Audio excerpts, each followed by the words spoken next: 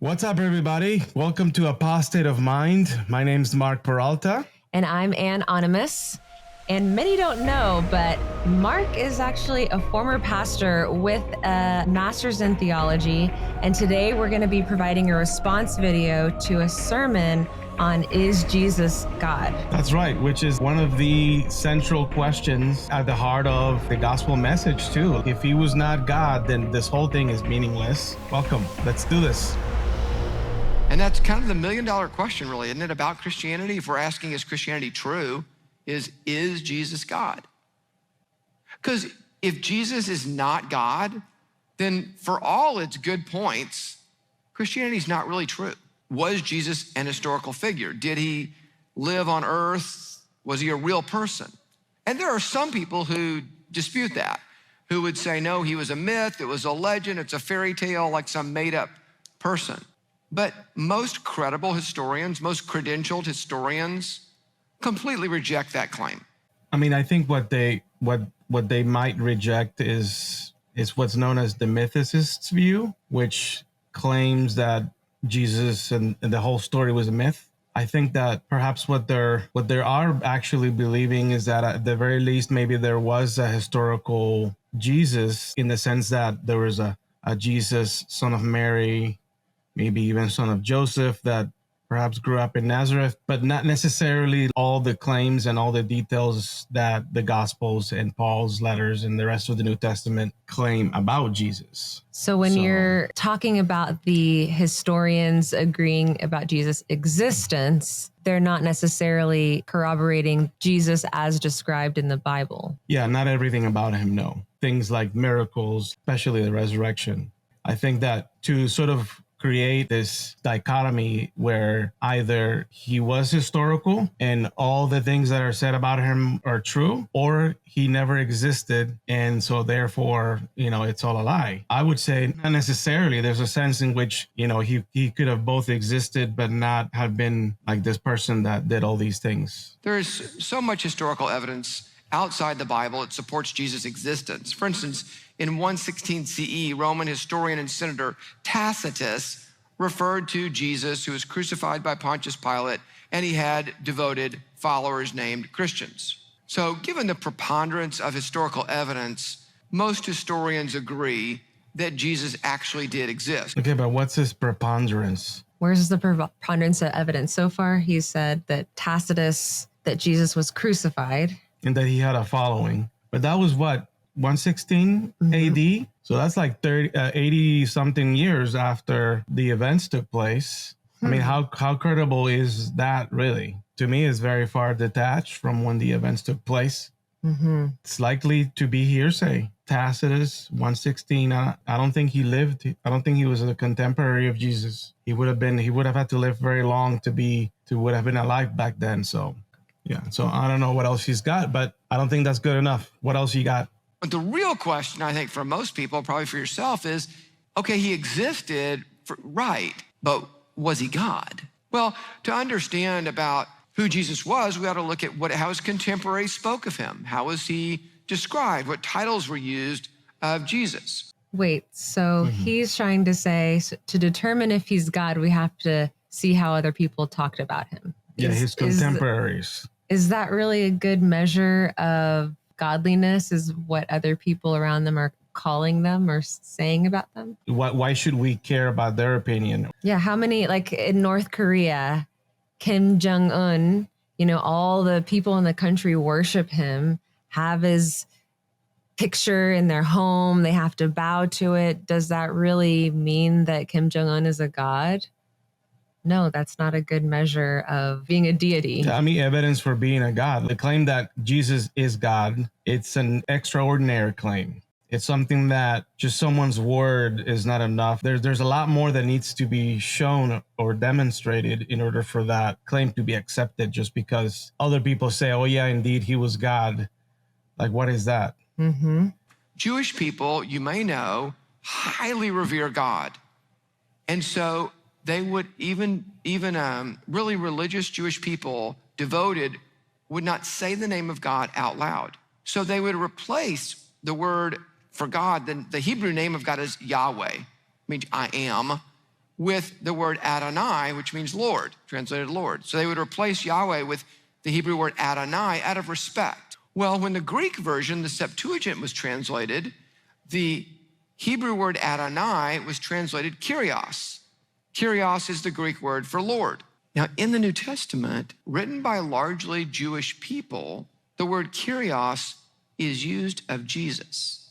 And this is utterly puzzling. Why would Jewish people, who for thousands of years have been committed monotheists, use the word Kyrios, Adonai, of a simple carpenter from Nazareth? This is unthinkable. This is blasphemous. There are many issues with what he's saying. What he's referring to here is a tradition, but that's a tradition that is after Christianity was started. So to claim that that tradition of Adonai and Lord and all that stuff, it sounds to me like he's trying to say that it was done intentionally to, ascribe Jesus the title, the name, the divine name, but that's out of time. As a matter of fact, the word kurios, which is kurios, is used in the Septuagint. Yes, that's the word that means Lord, which, by the way, was not exclusive to the divine name. The title Lord was used of many other gods in antiquity. Marduk, for example, was also known as Lord. And it makes me think of those myths as well. A lot of other godly descriptions, like the Most High, the God above all gods, and different ways of pointing to their deity as well. So if you're going to use a logic that based on people calling them God or referring to them as a God makes them a God, well, then that would have to be that all these other gods that have been called gods are also truly gods as well. Yeah, I mean, that's right. Because then with the same logic, you could argue that any other deity that was referred to as Lord was being identified with Yahweh, and therefore they were divine. Like that's just a humongous leap. Yeah. Right? Good point. So let's continue. What did Jesus think about himself? What was Jesus' self-understanding?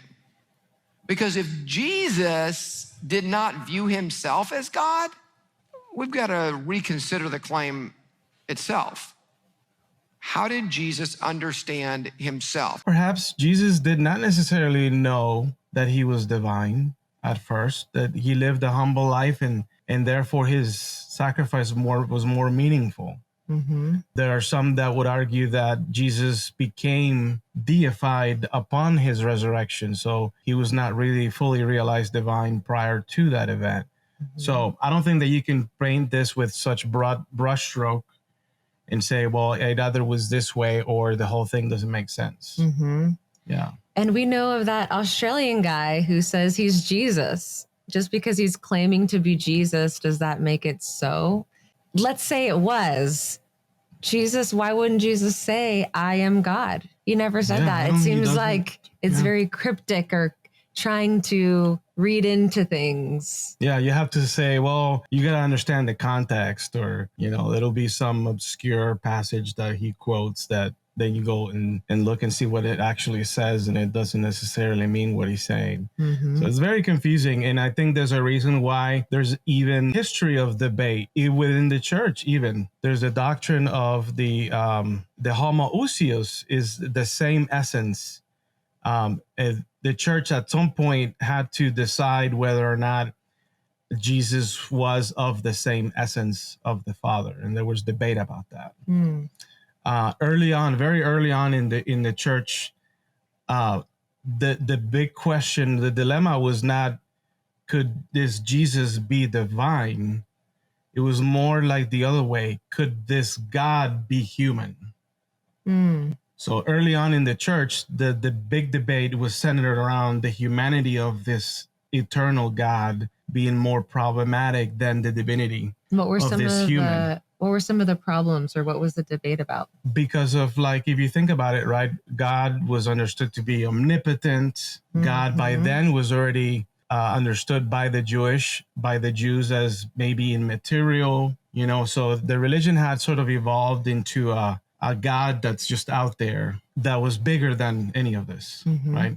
So that was problematic. But the notion of a human becoming a god was not that big a deal, because within that Greco-Roman context, there were already many other characters and mythological figures and gods that were already half human, half god. So that was not that big a deal.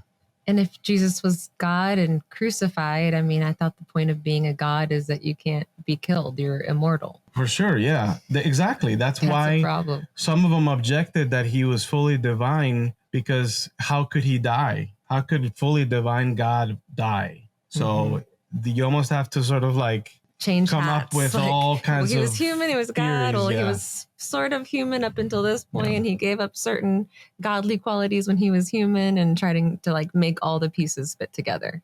That's right. To make it true. Well, we have good records to help us know what Jesus thought. We can look up the historical records, multiple stories, historical records of his life. And we find in Luke, for instance, who was a very careful Luke writer. is a historical record. He said Jesus began life. and ended his ministry, bookended his ministry with the claim that he was the Messiah, that he's the prophesied Messiah in the Old Testament. Okay, let's talk briefly about the Gospels, which is what he's using as the evidence of what did Jesus think about himself, right? So now this is hearsay. We're quoting others who heard him say these things. Now, what if I were to tell you that the earliest gospel, which is understood to be the gospel according to Mark, as was the case of all other gospels, was first and foremost anonymous at first. So there was not a name attached to the book. And secondly, the date of writing has been estimated to be about between the year 80 and 83 AD. So at the 50 earliest. years after Jesus' death. That's right. 50 years after these events took place is where the first mark is out in circulation. Yeah. So how much can we really trust these things, testimonials of Jesus? This is John chapter 8, verse 52. At this day, the Pharisees exclaimed, "Now we know that you're demon possessed. Abraham died and so did the prophets, yet you say whoever obeys your word will never taste death. Are you greater than our father Abraham? He died and so did the prophets. Who do you think you are?" Jesus replied, "If I glorify myself, my glory means nothing. My Father, whom you claim is your God, is the one who glorifies me. Though you do not know him, I know him. If I said I did not, I'd be a liar like you. But I do know him and obey his word. Your father Abraham rejoiced at the thought of seeing my day. He saw it and was glad. You're not yet 50 years old," they said to him, "and you've seen Abraham?" "Very truly, I tell you," Jesus answered, "before Abraham was born, I am." At this, they picked up stones to stone Jesus, but Jesus hid himself, slipping away from the temple grounds. As if simply quoting Jesus saying "I am" is evidence enough to say, yeah, he's Yahweh as well. But I think even the church, like when it came to coming up with the whole Trinity, the doctrine of the Trinity, defining the Trinity really well, the church made it really very clear that, or at least that's how I was taught in theology, was that the Father is not the Son, and that the Son is not the Father. And same goes with the Holy Spirit. So Christian doctrine is very specific in that while the three beings or the three persons of this Godhead are of the same essence, in other words, they're all, this is God, there are some distinctions. And one of those is that Jesus is not equal to Yahweh or to the Father. So how so? Because, well, it poses theological problems, right? So if Jesus is the Father, then who died at the cross, right? Did both Father and Son die? Like, that doesn't make any sense. And then how could all of God die on the cross? So if Jesus is equal to the Father in that sense, then was the death partial? Or God killed himself? Yeah. And maybe was it just death of the body and not, like, what was it really? It gets very problematic. I see. Yeah.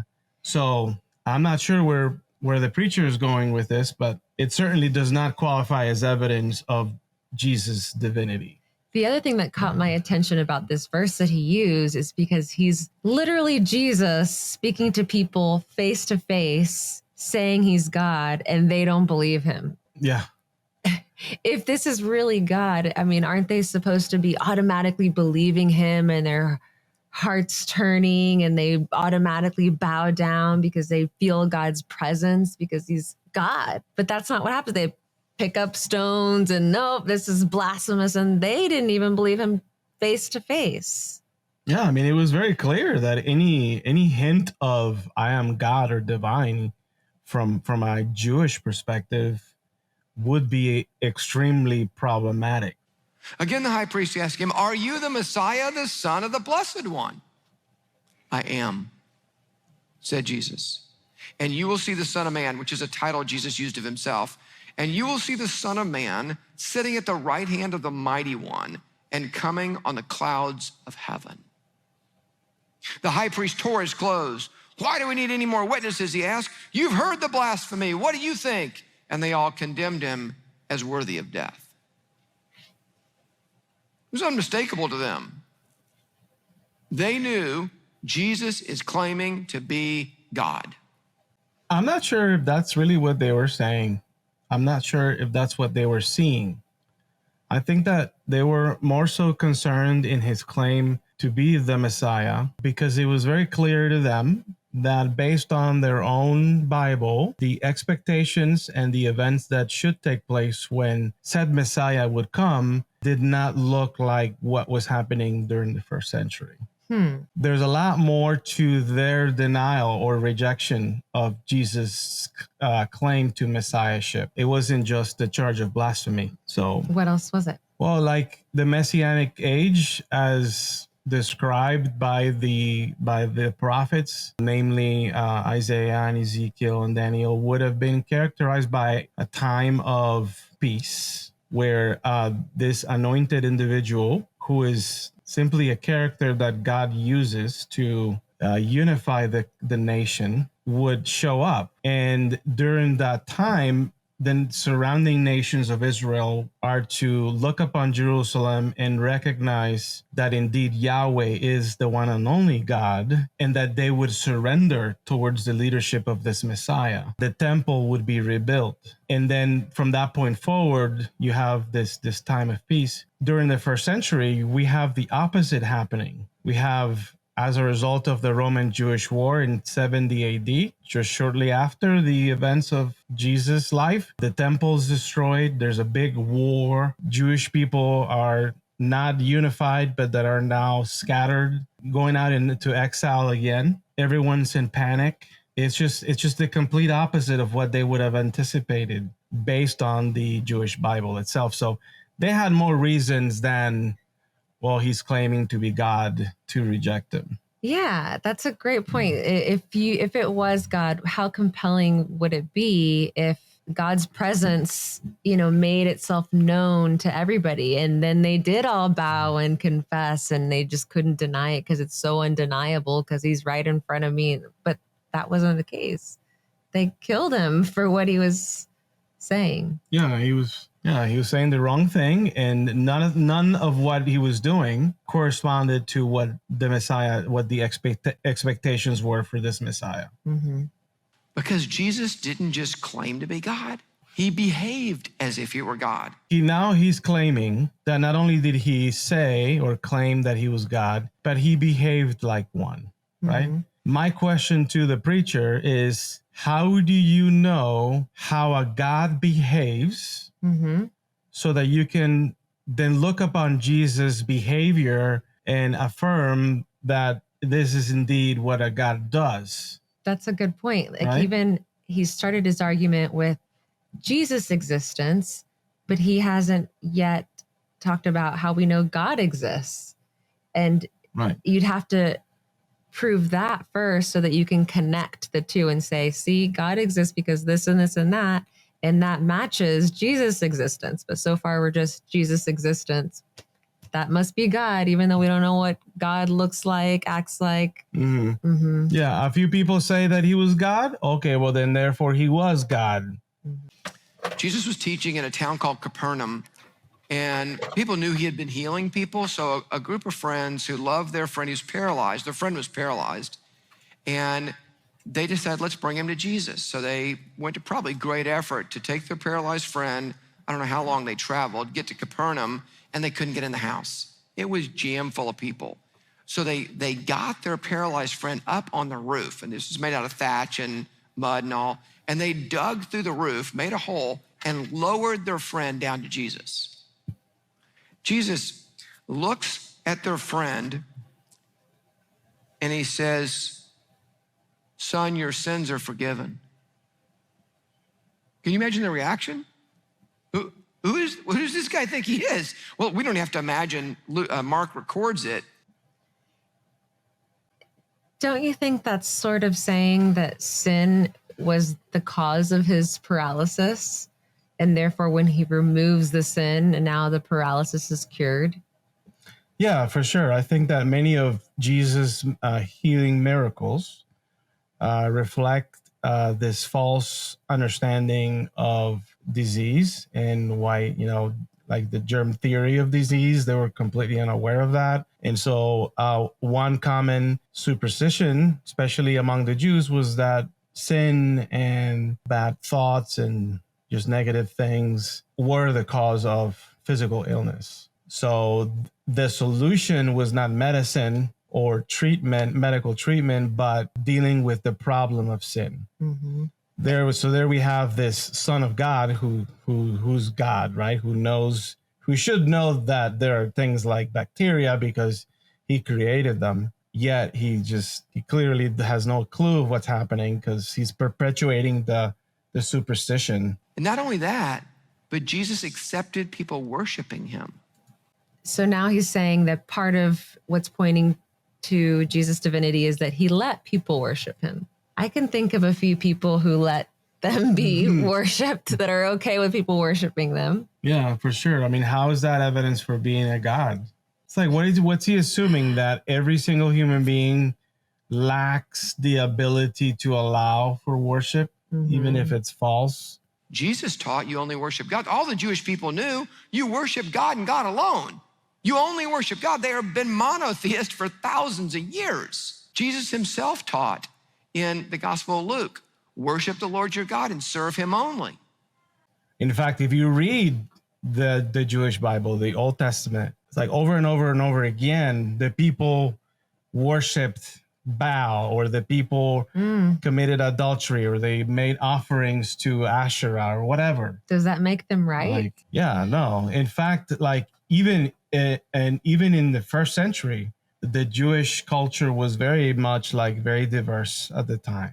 It was more of a syncretism of many traditions now, because now by the time Jesus comes into the scene, not only has there been Egyptian, then Persian influence on Jewish culture, but now you've had Greco-Roman influences on the Jewish culture, which brought all kinds of deities and myths and temples all over the place, and so forth and so on. Robert Bowman and J. Ed Kowasinski conclude, it was in this context of exclusive religious devotion to one God, the Lord, that the early Jewish followers of Jesus were expressing the same sort of devotion to Jesus.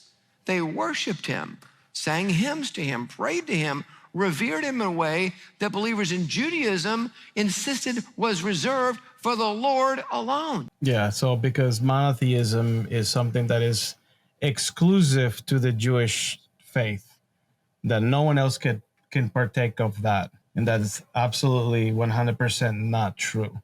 Akhenaten in Egypt, way centuries before, had implemented a monotheistic type of approach to Egypt. In the Babylonian context, same thing with Lord Marduk. At some point when Babylonia was the epicenter of the whole Mesopotamian region, Marduk became the one primary deity. Not to mention the worship of god El within the same Jewish Canaanite context. So you can't really say that Jewish people have always had this monotheistic approach in their belief system. And again, just because they are worshiping a god doesn't make it God. I mean, we've seen pharaohs. Every pharaoh was considered a god, a deity, and I'm sure they were worshipped, but that doesn't mean that they were literally a god. Right. And also he's sort of like he's the way he describes it, or he paints it to kind of mean that all of the Jewish people converted. Like that was not the case at all. What you had was a very fringe minority of, like, it was almost sectarian. You have a segment of Jewish people that are like very radical, that, you know, are like wanting Armageddon and all this to happen, like very apocalyptic in their approach to life. Similar to like modern day like preppers, you know, people that are like always anticipating the end of the world. Mm-hmm. You had sort of like this minority that initially embraced the Christian movement, and it caught on. But I mean, it was not before too long where Christianity moved very quickly from being made of like Jewish people primarily to like basically very Roman, very, very international. You know, it didn't last very long. Yes, you had a church in Jerusalem, perhaps founded by the Apostle Peter, but beyond that is this is like very much a Roman religion. Sociologists, historians, any observer of humanity looks back and says, okay, for thousands of years, the Jewish people were monotheist, worshiping one God and one God only. And in a very short period of time, suddenly they're worshiping Jesus. How'd that happen? Well, that's not how it happened. Yeah, that's just not how it happened. I think we have other examples of other religions that have also spread like that through time, like Mormons. That's a fairly new religion, and they're all over the world. So just to claim that it's spreading is still not evidence that he's God. Absolutely. I mean, you could make the same case for Muhammad and Allah, that, wow, look at how rapidly Islam grew from when, you know, the Quran was penned down or whatever. Mm-hmm. Isn't that evidence that Muhammad was God's prophet and that the Quran's message is true? Mm-hmm. That's not the case. What could have been so compelling to so many people? He already mentioned several instances where people didn't believe and they were speaking to Jesus face to face. So I just think it takes away some of the power in that claim when the Bible stories themselves are giving so many examples of people who didn't believe in the moment, in the time. Yeah, and they're picking up stones to stone him. And eventually they did crucify him for not believing him. Mm-hmm. So where is this, you know, so why would he do it where when he was alive and in the flesh, the Jewish people did not accept him? It was only after he died and 100 years back to later, heaven. and then people started talking about it. Yeah. Then it's like this massive. Now they have to believe. Yeah. They're just so touched by Yeah. this truth. Yeah, no, that's a complete lie. That's not how it went down. The resurrection. The resurrection is the hinge of Christianity. The Bible says the same thing. If Christ had not been raised, our preaching is useless, and so is your faith. So as you're exploring the truth of Christianity, is Christianity true? We zeroed in on, well, that really boils down to, is Jesus God? We can get even a little more focused. Did Jesus rise from the dead? Because if Jesus didn't rise from the dead, then he's most likely not God, and Christianity is most likely not true. If Jesus did rise from the dead, he most likely is God, and it's probable that Christianity is true. So if you're wrestling with this question, is Christianity true?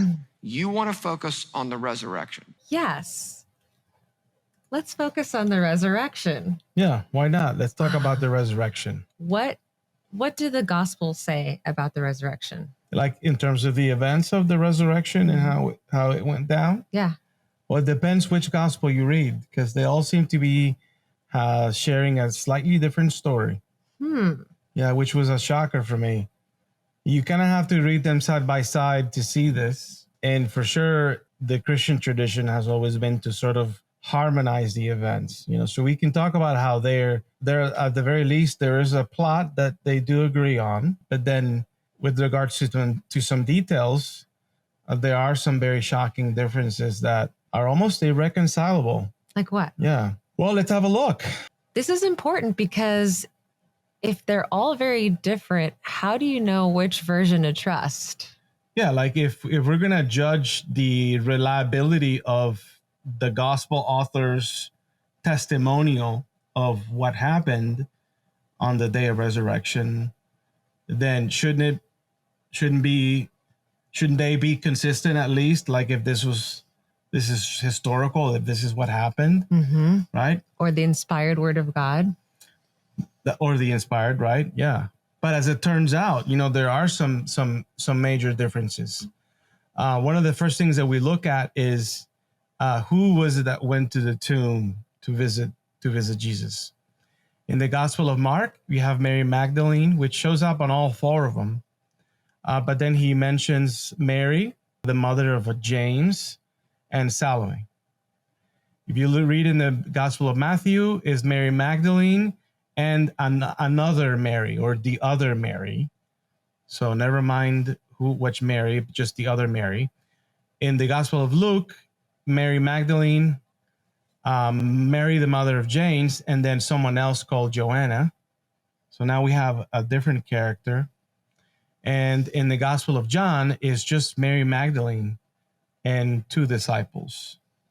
That's pretty important because this is the testimony of who's witnessing the tomb, and we don't even have the witnesses in order. Yeah, they're not even consistent with the witnesses. Yeah. Now, regarding the reason for going to the tomb, according to Mark, which would have been the first gospel written, is just to bring spices to anoint Jesus' body. Was that a customary practice during that time? It's kind of weird because, like, you'd figure that whatever spices or herbs that would have been part of like a burial ritual would have been done the day of the burial. Like, why bury Jesus and then wait until the third day to bring the spices and all that? And like, that just doesn't make sense. And what is it for? Is it to preserve, like in the Egyptian culture, mummification, or is it for the smells since it's decomposing bodies? What was the purpose of an anointing? What does that mean? Does that mean that they are believing the spices will have an effect on the body or the soul, or maybe their journey to the underworld? I mean, I think you're onto something. I think it seems to me that the whole herbs and the spices and the perfumes and all that are kind of like what the Egyptians would do, because they had a strong belief in the afterlife. And so bodies would be perfumed, and like items of great importance or value to the deceased would be included as part of the burial, similar to how like some of the Native American cultures would kind of put items and stuff like that for the next life. Because this is not really something that's strictly Jewish. The Jewish custom of burial was simply the person was wrapped and then they would be buried underground and be left alone until the body fully decomposed, and so that you can then retrieve bones and then store the bones in an ossuary or in a tomb. But this thing about the Jesus complete body being in a tomb and then people having to come in to anoint it, it's a little suspicious. And during this time, wouldn't they have buried the body underground to decompose? Yeah, I mean that's what they should have done. But in this narrative, they're sort of like, also, who was already at the tomb? They seem to defer. For example, in the Gospel of Mark, when the women get there, they find a young man sitting by the tomb, dressed in white robe. Did you know this? He's not mentioned by name. It's just a young man. Wouldn't that be an important detail to know who this person was? That would be another witness. That could have been a major witness. That's right, because that would have been the person who saw him. Or maybe who opened the door first and saw him not there. Right. if the door was already open? In the Gospel of Matthew, all we have is a guard. There was a guard stationed at the tomb guarding the gate. After the women leave in Matthew, the disciples come back. And when the disciples come back, they then see that angel sitting on the stone. But initially, if you read at the end of chapter 27, I believe, the author talks about how in order to prevent the body from being stolen, I don't know who it was, but I think it was a Roman official. He sent a bunch of soldiers to seal the door, and then they stationed a guard in there. That seems like an important detail that you would have mentioned in the first writings or tellings. The other thing I remember in Matthew is I'm talking about a severe earthquake. And that's the only story that mentions this earthquake. Think about it. If you had an earthquake the day of resurrection, that would be a very important detail. That'd be like God shook the earth and the earth trembled. That's amazing. But there's only one telling that mentions that. Yeah. All right. In the Gospel of Luke, you don't have a young man, but you have now two men in dazzling, flashy apparel. Is what the text says. These are important details. Who's in the tomb? You're getting different stories. Yeah. So one says one young man in a white robe, which is kind of weird. The other one says a guard, and then an angel. And then in the Gospel of Luke, you have not angels, but two men dressed in dazzling clothes. In the Gospel of John, there's no one at first, but then there appear two white-robed angels. So now we have two angels in the Gospel of John. What about the door of the tomb? According to Mark? Oh, sorry. I want to go back and mention, because you have on there linen clothes and face cloth. That's right. And that's what was left of Jesus. That seems like an important detail. Like the one thing that's left there that they saw when they entered the tomb, all you saw was this. But yet it's only mentioned in, I think, two of the versions. Yeah, just John mentions the linen clothes and the face cloth. Well, I think Luke does as well. Okay. So what about the door of the tomb? According to Mark, the stone door was already rolled back when the women arrived. According to the Gospel of Matthew, the door was sealed shut until an angel opened it, and now he's found sitting on top of the door. According to Luke, the stone door was already rolled back. In the Gospel of John, the stone says had been taken away, had been taken from the tomb. So it seems like, according to John, there isn't even a door. How did the women react after they found the empty tomb? According to Mark, they fled trembling, astonished and afraid. They did not tell anyone. Whoa. In the Gospel of Matthew, it says that they ran with fear and joy, whatever that means, to tell the disciples. According to Luke, they left terrified, faces to the ground, and the disciples did not believe them when they told them. And then according to John, they were weeping just at the very thought of the body being stolen. I think it's interesting that in the other versions, there was already an angel in the tomb to say, hey, he's risen. But in the John version, Mary leaves there feeling like the body was stolen. Whereas the other ones are like, that's when she finds out he's risen. Go tell everybody, go spread the word. But John, she left there not knowing that. As far as she knew, the body was just stolen. And that's the earliest or the latest version. That's a great point, because like let's say that John knew about this angel because it's true, but he just didn't care to mention it in the narrative, right? But then if that were the case, then Mary Magdalene concluding that the body was stolen doesn't make sense. because the angel would have told her the truth as they did in the other gospels. Mm-hmm. Right? And that's a key point of the story. Think about if that happened that way, you'd want to mention that right when the tomb was empty, there was angels there saying he's risen, explaining. But that didn't happen in the latest version. Yeah, it's like having one gospel saying that, angel Gabriel announced to Joseph, that it was the Holy Spirit and that he should marry her anyway. But then you have another gospel who doesn't say that at all, doesn't mention anything about an angel, and Joseph concludes that he was cheated on. Mm-hmm. Right? That's how different these two accounts are. Yes. And finally, circumstances of Jesus' appearance. In the Gospel of Mark, Jesus first appeared to Mary Magdalene.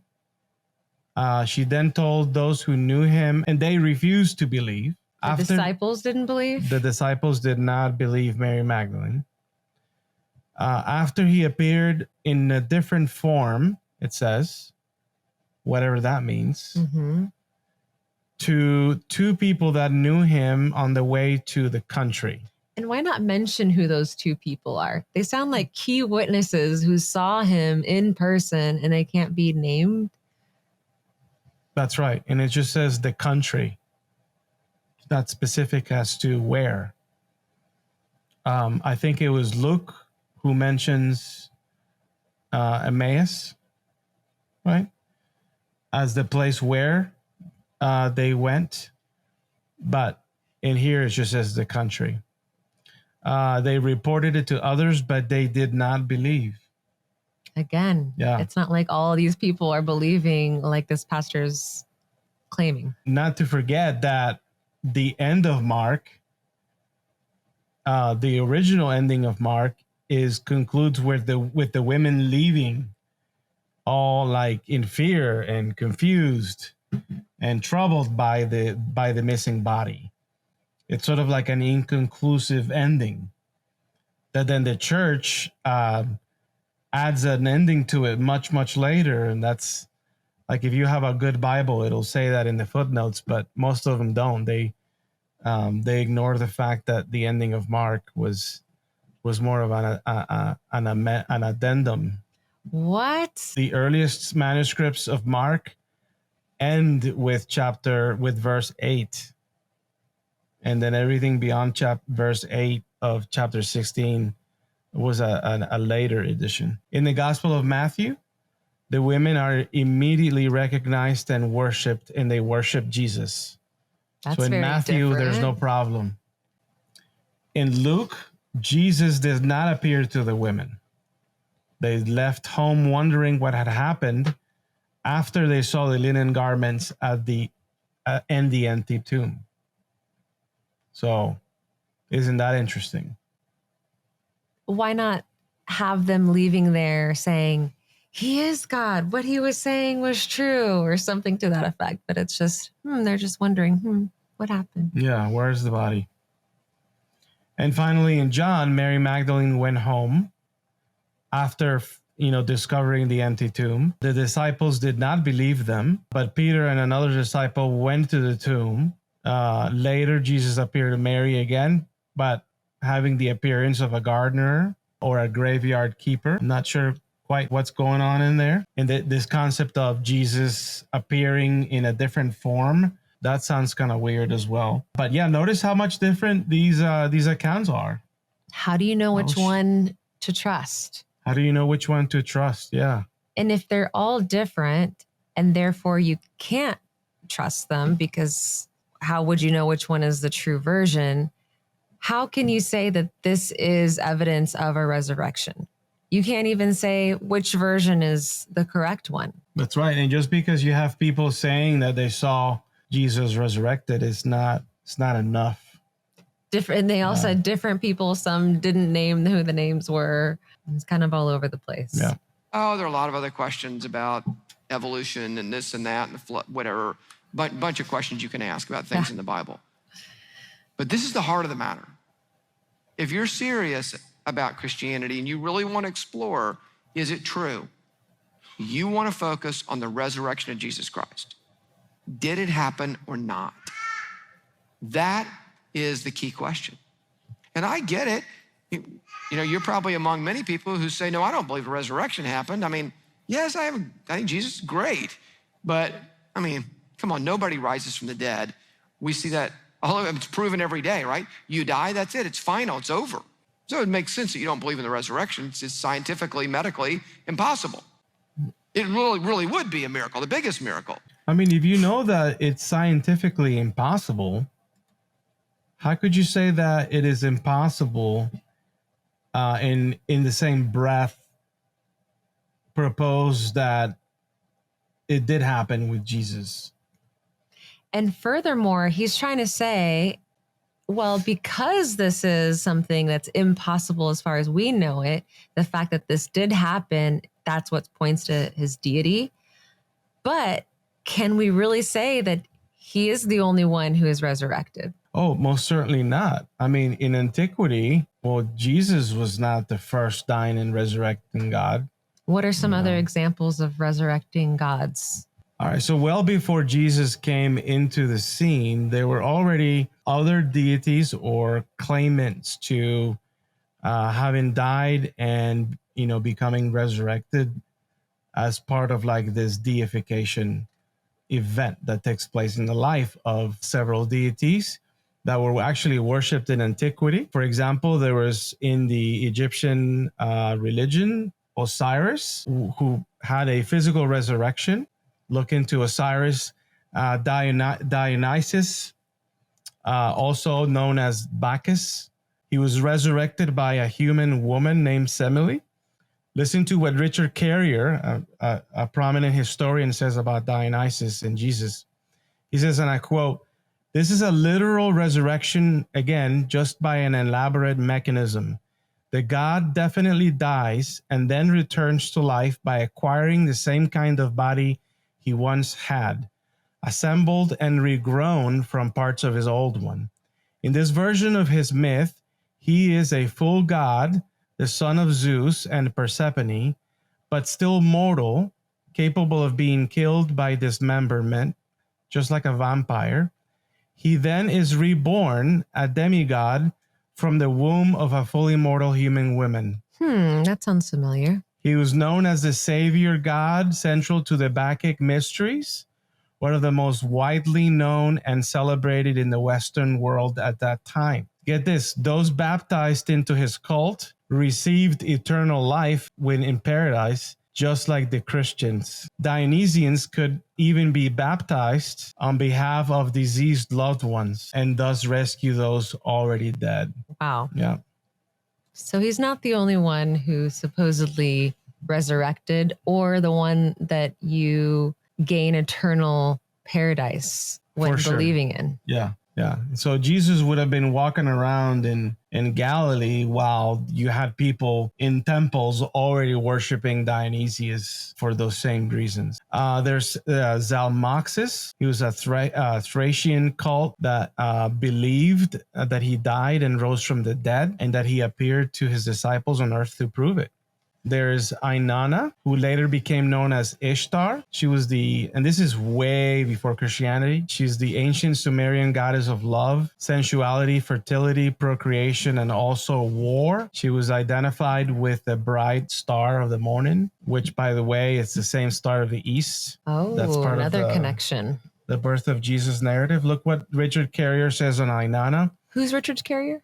He's a historian. He says, Inanna, the earliest known resurrected god. For her, a clear-cut death and resurrection tale exists on clay tablets inscribed in Sumeria over 1,000 years before Christianity, plainly describing her humiliation, trial, execution, and crucifixion, and her resurrection 3 days later. 3 days later. After she's stripped naked and judgment is pronounced against her, Inanna is turned into a corpse, and the corpse was hung from a nail. What? And after 3 days and 3 nights, her assistants asked for her corpse and resurrect her by feeding her the water and food of life. And Ainana rose according to what had been her plan all along, because she knew her father would surely bring her back to life. Exactly as transpires in the story, just like in Jesus. Quotations are from the tablets that you can read from. The translation by Samuel Noah Kramer in History Begins at Sumer, in case you want to check. So we have the primary original sources. tablets. Unlike the Bible, we don't have any original documentation. That's right. These are like actual primary sources for the myth of Ainana. Adonis, he was known as the god of beauty and desire. Originally worshipped in the area of Phoenicia, which is like modern day Turkey, I think. He was the title of at least one, if not several resurrected saviors by the time Christianity began. Sometimes equated with Tammuz, or possibly only confused with Tammuz, who was another deity that was a resurrecting deity. Yet another. We also have Romulus. This one's really interesting. Romulus, which is where we get the name Rome, for the city of Rome, is the myth of Romulus. He was the legendary founder and first king of Rome. Listen to what Carrier says about Romulus. Romulus was another widely known pre-Christian resurrected god, not a personal savior so far as we know, but a national one, in his exalted form named Quirinus. According to ancient sources, this demigod was pre-existent divine being who became incarnate in order to establish a kingdom, conceiving a body for himself within the womb of a virgin. Oh my gosh. Who was murdered by the Roman Senate. That's another connection. The Roman equivalent of the Sanhedrin, that's right. After which his corpse vanishes. The sun goes out, and people flee in fear and mourn his death. Then he returns to earth alive again, resurrected in a new divine body, to preach his gospel to the disciple Proculus before departing to rule from on high, like the ascension. By some accounts, Romulus ascended directly to heaven and his mortal body burned away in the sky. But either way, his mortal body dies. Says, I have finished my mortal life, he tells Proculus. Dionysius says, and then he returns to preach in an immortal body, then ascends to heaven, just like Jesus. Wow. He also says, our fullest account comes from Plutarch, from the life of Romulus. Read it for yourself, chapters 27 through 28. He's writing at the end of the 1st century AD, but Romulus's death and return to life are attested in numerous pre-Christian sources, such as Cicero, Laws and Republic, Livy, Ovid, Fasti, and Metamorphoses, and Dionysius of Halicarnassus, and also in Roman antiquities. So if you just like add up all the sources of pre-existing myths about dying and resurrecting gods, you have a lot more in terms of evidence about other claimants to this deity status than Christ himself.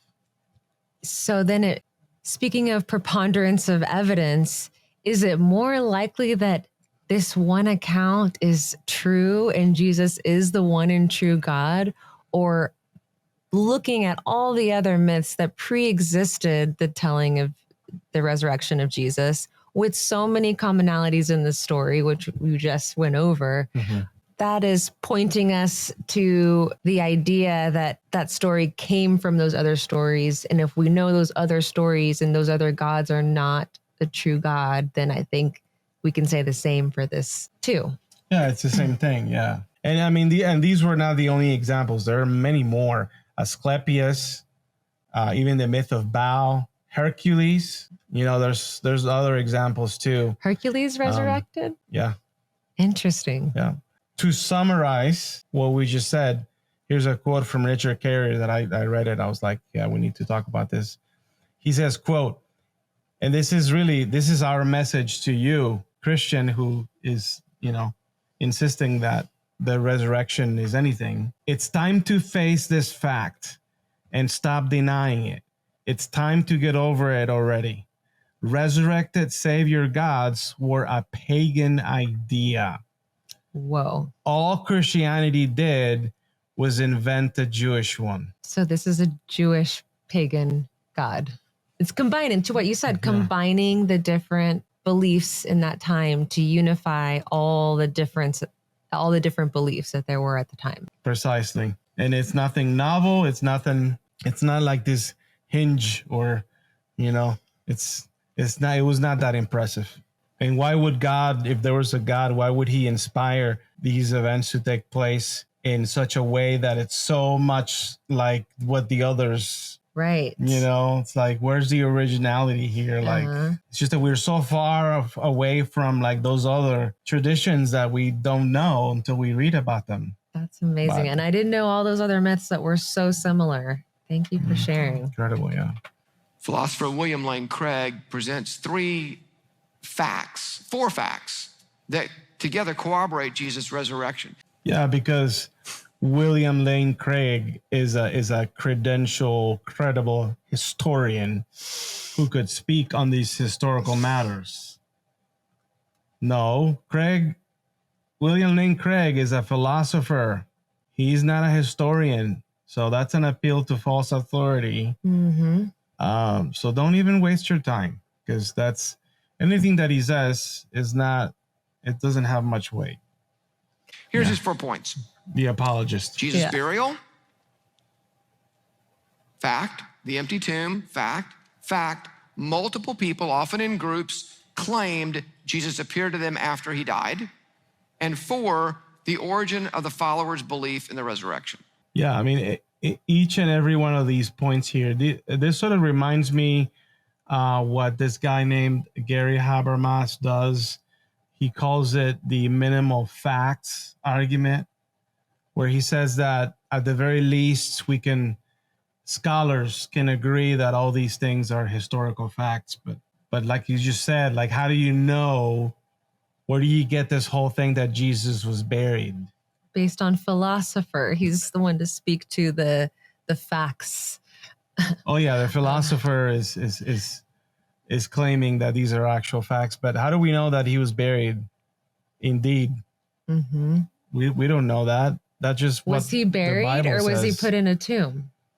That's another thing too. Yeah, what is that? Is it? Yeah, you're right. Those are two different things. The fact that multiple people, often in groups, claim that Jesus appeared to them after his death. You know who also has appeared to people after their death? Elvis. Oh, yeah, for sure. Tupac. Yeah, and how could you deny? How could you deny it? You have people that are living today to tell the story how they saw Elvis. Yeah. Aliens. So. Does that mean that it's true? A fact? The origin of the follower. And then, by the way, as we mentioned, a lot of the people who claimed that, we don't have their names in the Bible. Then again, this is all based only on the Bible. Let's go back in time. Let's just go back and kind of wind back to that time, way back when Jesus died, and walk back through what happened. So he was publicly killed in front of many, many people by professional executioners. Did this all the time. Okay. They killed him. They knew he was dead. They took him to a tomb. They buried him. They put a stone over it, which is the custom of that day. And then they'd heard there might be some shenanigans going on, so they sent Roman guards to guard the tomb so no one could steal the body or mess with it. And then... No, only, one or two? Yeah, that was just Matthew who says guard? that. One account? The tomb was empty. Or again, this had is a known fact. two fact, angels, or had a man, or had one angel, or had an angel sitting on the door. Yeah, and what's the deal with this empty tomb being like this big deal? It's not as if it would have been impossible for Jesus, if he indeed was killed and crucified, it would have been impossible for him to escape the tomb. Yeah, is the Like- only possibility that you resurrected? That's not the only possibility. Yeah, that's not the only possibility. He could have gone on vacation and never come back. And the tomb was always empty.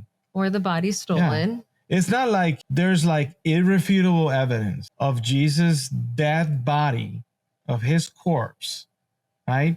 Being confirmed, placed in this tomb. Mm-hmm. That was then inspected by authorities who made it official or certified that it was maximum Guarded security at all tomb, times. that No way anything else could have happened. no shenanigans, Right. and that all of a sudden the tomb's empty and there's no way that he could have escaped or be stolen away, Mm-hmm. save from something miraculous happening. Right. That's not the case. There's lots of bodies that go missing all the time. You can find a way to have a body go missing Yeah, without it people go missing meaning all the that time. they were resurrected. And their homes are empty.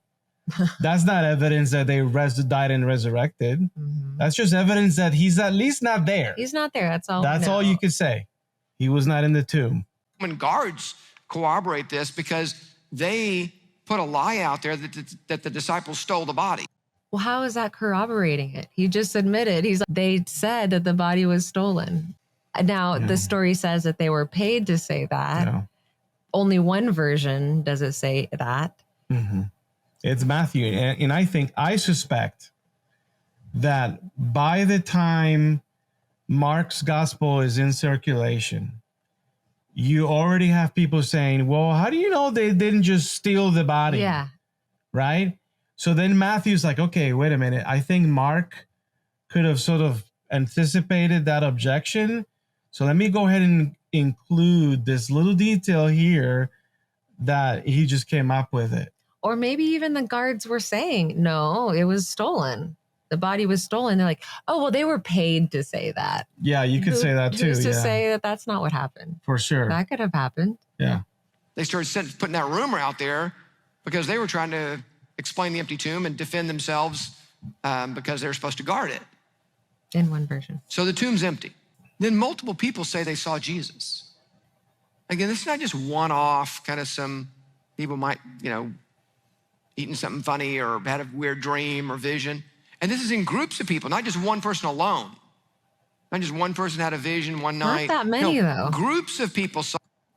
I mean, you can say groups of people, but the reality is that each gospel is one witness. Each gospel is one author making a claim that X number of people saw him resurrected. This isn't like some subpoena, some oath, right? Some like, you're in the witness stand and you're under oath and we're showing the signature of the person that saw, right? This isn't that. This is an author that writes 40 years, 50 years after the fact. Mm-hmm. And as he describes the event, he mentioned, oh yeah, hundreds of people saw him. That's why the stories went out as anonymous. And whoever did it was not a direct witness. Interesting. Saw Jesus. And they didn't say they just saw him. So they talked with him. They ate with him. They touched him, touched his wounds, saw the marks on his body of the crucifixion. Wait a minute. I thought his body's restored and healed after he comes back. He still has the wounds? Yeah, that's also kind of weird. Like, was Jesus' body restored up until something that Thomas, doubting Thomas could inspect Mm-hmm. and be like, oh, here's a remnant of that stab wound. Or did Jesus Like, just what kind of come resurrection back is that? looking different to where they didn't recognize him, but he still had the wounds so he could prove that really was him, but he just didn't look like him? Well, why not look like him if you want to prove that it's him Yeah. and be recognized? But here's what happened in the years right after that. Many of those early followers died for their belief in Christ. They were martyred. They were killed for their belief in the resurrection. Would people die for a lie? Ever heard of 9/11? Yep. Suicide terrorists? Isn't that what that is? They're martyrs for their belief. How many thousands and thousands of martyrs have there been for different religions and beliefs since the beginning of time? Have you heard of the Spanish Inquisition? Have you heard of the Holocaust? These are people who died in masses for their belief. Anyway, that's not, again, evidence of a deity. That's a poor argument. Where in the Old Testament or in the Jewish Bible, where does it say that part of the requirement for showing evidence of the Messiah, like he just said, was that the Messiah had to die and be resurrected? Ooh, that wasn't part of the prophecy of the future Messiah? No, absolutely not. Whoa. Everything that the Jewish Bible says concerning the Messiah implies that, he's a human that comes and he rules and he governs. And then it says that there's going to come a time where the Messiah is going to be cut off. But that just means that he would be sent out, or that his time would conclude. Nothing regarding the messiahship of this character in the Jewish Bible, nothing concerning the prophesized history or events that the prophets describe had anything to do with this Messiah having to die. Whoa. Let's go back to Jesus. So he assumed titles of divinity like Lord. He allowed himself to be prayed to and worshiped. So clearly he claimed to be God. That is significantly different from the leaders of major other religions. Muhammad never claimed to be God. He pointed to Allah. The Buddha never claimed to be salvation. He pointed to the Noble Eightfold Path. Jewish prophets said we're messengers of God, not God. Yeah, but I don't think that you could say that Jesus' ministry was characterized by his claim to be deity. Right. He was also pointing people to his Father. He was doing that precisely. Yeah, he was. If anything, he was pointing up, like the kingdom of heaven. The kingdom of heaven, the Father. When you pray to the Father, there was not like this here, worship me. He was very, kind of secretive, and he would speak in parables, so he was confusing. And he did miracles, but I don't think that you could say that his ministry was about him claiming to be a god. He was acting more like a prophet. Prophets would come in and talk about, like, you've heard that this was said, or consider this, like preaching God's wondrous works and talking about the kingdom of heaven. How do we evaluate Jesus' claims? Let's think through the logical options. One, he's lying and he's not God. It's possible. Two, he's delusional. He isn't God, but he thinks he is, thought he was. Or three, he's telling the truth and he is God. That, or he never really said anything, that because others just made up stories and things that he said. There's a fourth option. The fourth option is that man wrote these stories. That's very likely. Even the second scenario, him delusional, I mean, couldn't he have been a narcissist who believes he's God and, I and the Father one, and teaching these lessons, or being this teacher, rabbi, leader? I mean, that's possible. Yeah, it could have been that he was a perfectly sane, down-to-earth rabbi, but later, those that wrote the Gospels made up all these things that he didn't really say. And so he was not necessarily a lunatic claiming to be what he's not, but rather it's more like the authors that are crazy inventing stories about him. In attempts to be the prevailing belief system, to say, oh, your God did that, our God did that too. Your God did that, oh, so did our God. Our God can resurrect and walk on water and do all the things that all the other gods did back then as well. Yeah, but he's not going to admit to that, because what they're trying to do is they're trying to put you as like the skeptic, right? Or the thinking person to choose from contemplating a Jesus who's a lunatic, who's crazy, or just accept everything that the text says, right? Yeah, that's fallacious. And if you were weighing the 4 different options and which one was most likely, I mean, I think the least likely of all the options was that he is God, especially given the information we've discussed. For sure. It's been called the liar, lunatic, Lord trilemma. I would add, what does he say? Lunatic, liar, Lord, literature as the 4th option. Either this man was and is the Son of God, or else a madman, or something worse. See, that's where he's creating a false dichotomy. Definitely. To force you to choose between calling him crazy and accepting everything that they're claiming about him. Now, we can't examine Jesus' state of mind, but So, we do then know you that can't he rule it taught out. some of the most profound truths that have stood the test of time across all kind of cultures. It seems highly unlikely that he was a lunatic, he was a madman. Why? He flipped tables. He Was walked in the around. desert for how long? And what else? And yeah, he claimed to have been tempted by the devil.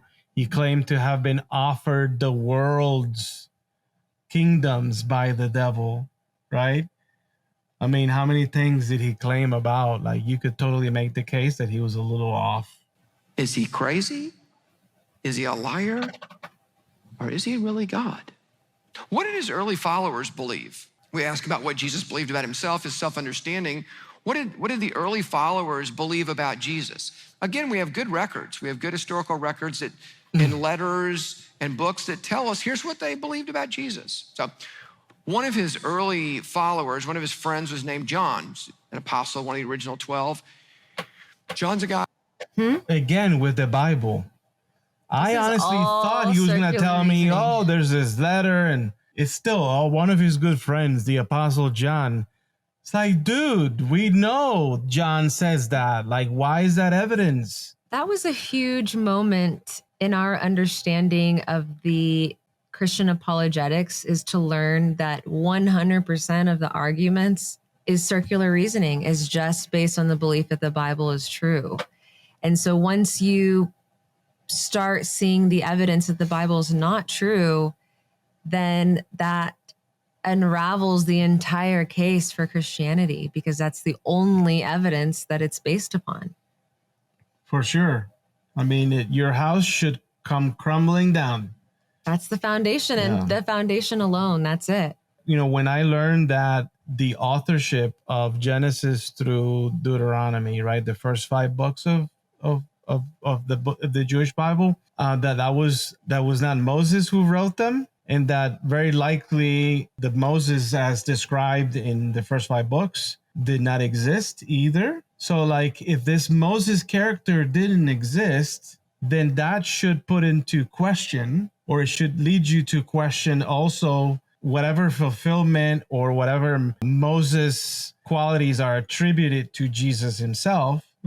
Because the New Testament, part of what it does, it presents Jesus as this second Moses. Like a foretelling of the Jesus to come. That's right. And his ministry and his, what characterizes his work is one who is unto Moses. So if one isn't true, then you also have to question the other as well. And since the pastor mentioned historians and he quoted one, I think it's worth quoting other historians, including Bart Ehrman, who said something to the effect that there was no mention of Jesus in the entire 1st century outside of the Bible. Nothing. That's right. That's right. And then especially if you add on to that, the timeline or the timeline of the writings, historians are also coming to the conclusion that none of the authors actually knew Jesus.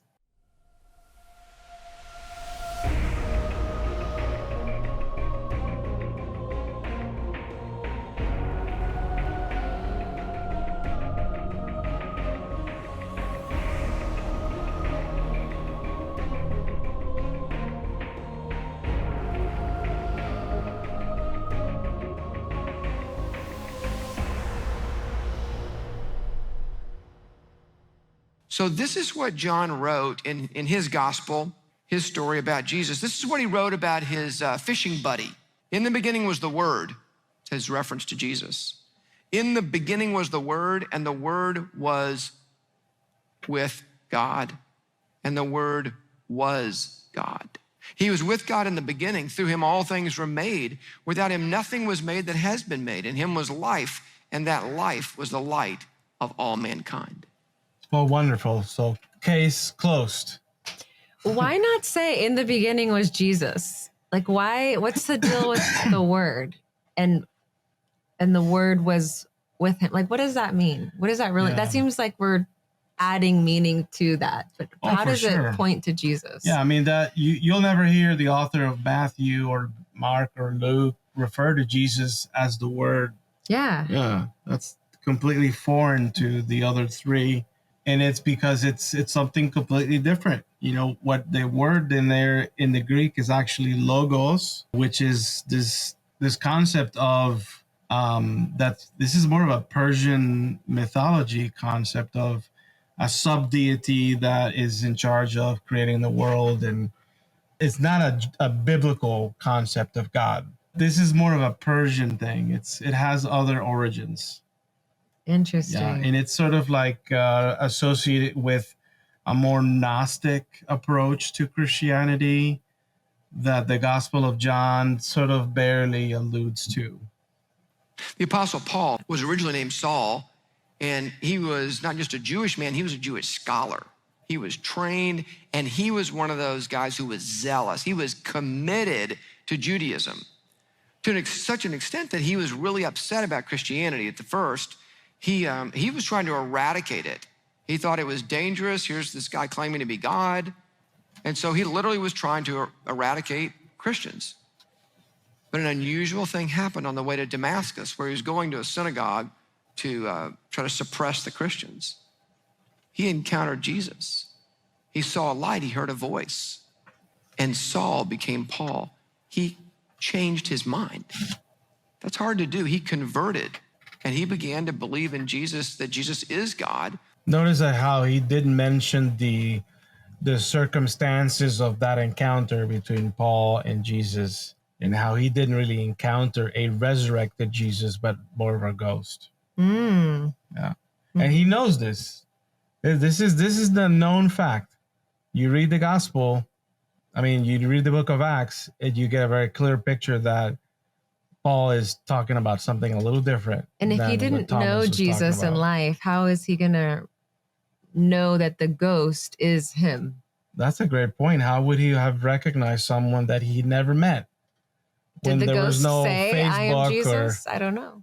There was no photographs or sketches of, like, how would he recognize someone that he never met?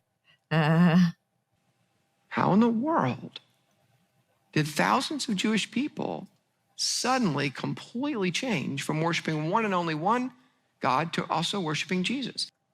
I've got a few ideas. Maybe the threat of hell, the social pressures, the fear of God's wrath, destruction, or blessings. Those are all reasons why somebody would believe without it being true. For sure. I mean, or just the mere fact of being raised in a Christian culture, in a nation that has embraced Christianity as their state religion is enough for someone to be persuaded into accepting and behaving and being part of that movement.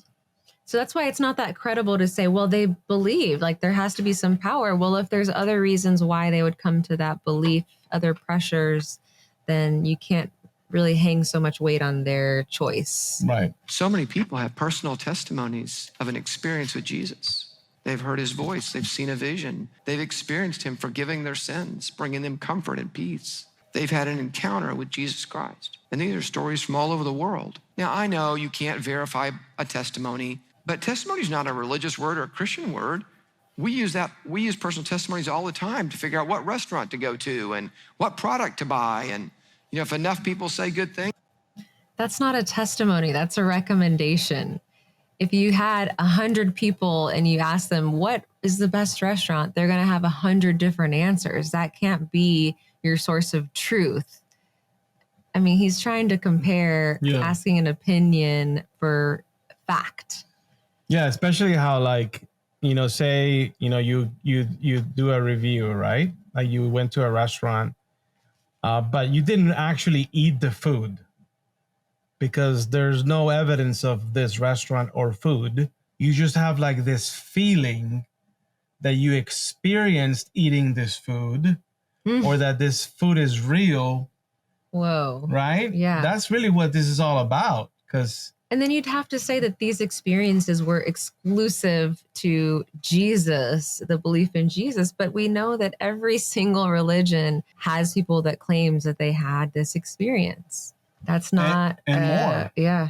And more, yeah. I mean, you name the religion and we can name the miracle. Right. In this case, we have testimonies from cultures all over the world, thousands of languages. Christianity is the most culturally diverse religion in the world. So what he's doing now is he moved away from trying to make a case with seemingly evidence, right? Like the text here and the text there. All circular reasoning. And yeah, we gave him an opportunity to present some actual extra biblical evidence, which would be the only thing that we could take seriously, because anything other than outside of the Bible is circular reasoning. Now he's making an appeal to our emotions. It's like, well, look, Christianity is popular, right? So many people around the world embrace this religion. What about Islam? Aren't there so many people believing in Islam? What does that really prove? For sure. I mean, Christianity is just one of many, and just because there are personal experiences or testimonials or lives being transformed, or does not mean that because those things are happening that therefore the God that they believe in is true. Because it's happening regardless of the tradition. Even for non-believers, he mentioned peace and hope and forgiveness. That's not exclusive to religion. That humans can have a sense of peace and hope and all of that without a belief in a deity. Absolutely. If it's not true, if Jesus did not rise from the dead and he's not God, then an even more unbelievable miracle happened. The conversion of the world by the biggest lie in history. Why is that so impossible and unlikely? Isn't every other religion that's existed since the beginning of time example of that? A big lie that convinced a ton of people and had them fooled forever? Yes, that's not a good argument. Yeah. Oh, impossible happened. No, not impossible. Very likely to happen. People are prone to be misguided.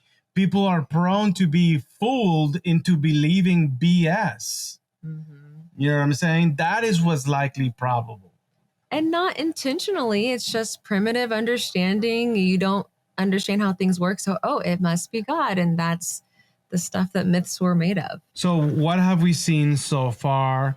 Our preacher has done. Okay.